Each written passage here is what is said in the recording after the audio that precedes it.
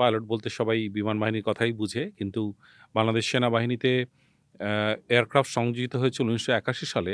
তার মানে তখন থেকেই কিন্তু বাংলাদেশ সেনাবাহিনীতে পাইলট আলাদা একটা শ্রেণী কাজ করে যাচ্ছিল। এখানে পাকিস্তান থেকে যারা ট্রেনিং নিয়ে এসেছিলেন, অভিজ্ঞতা ছিল, তারাই কিন্তু পাইলট হিসাবে যোগদান করেছিলেন এবং তারা আর্মি এয়ার রেজিমেন্ট এস্টাবলিশ করে।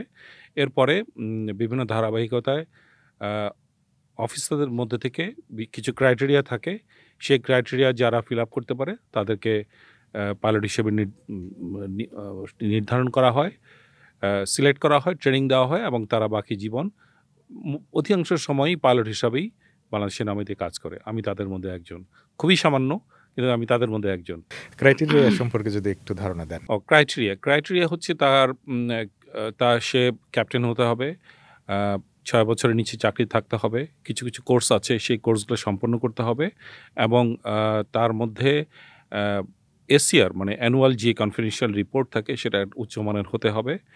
এরপরে তারা যখন অ্যাপ্লাই করে তখন সেনাবাহিনী থেকে তাদের কিছু যারা অ্যাপ্লাই করে তাদের মধ্যে থেকে শর্টলিস্ট করার পর তাদেরকে মেডিকেলের জন্য পাঠানো হয়।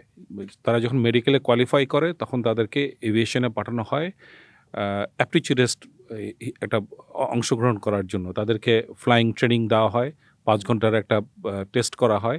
ওর মধ্যে থেকে আমরা আইডেন্টিফাই করতে পারি যে কার মধ্যে প্লেন চালানোর ক্যাপাবিলিটি আছে বা পটেনশিয়ালিটি আছে। তারপরেই ওখান থেকেই প্রথম ৮ জন বা ১০ জনকে সিলেক্ট করা হয়।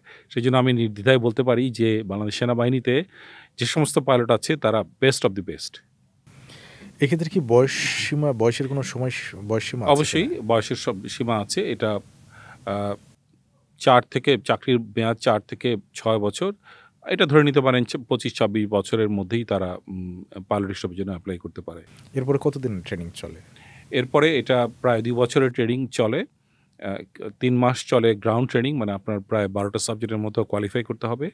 ওইটা শেষ করার পর তারপর ফ্লাইং ট্রেনিং শুরু হয় এবং এটা কখনো ১ বছর ১.৫ বছর লাগে। এটা নির্ভর করে যে ওয়েদারের উপরে, তারপর ট্রাফিকের উপরে, এয়ারক্রাফট ঠিক আছে কিনা সেগুলোর উপরে অনেকগুলো ফ্যাক্টর কাজ করে।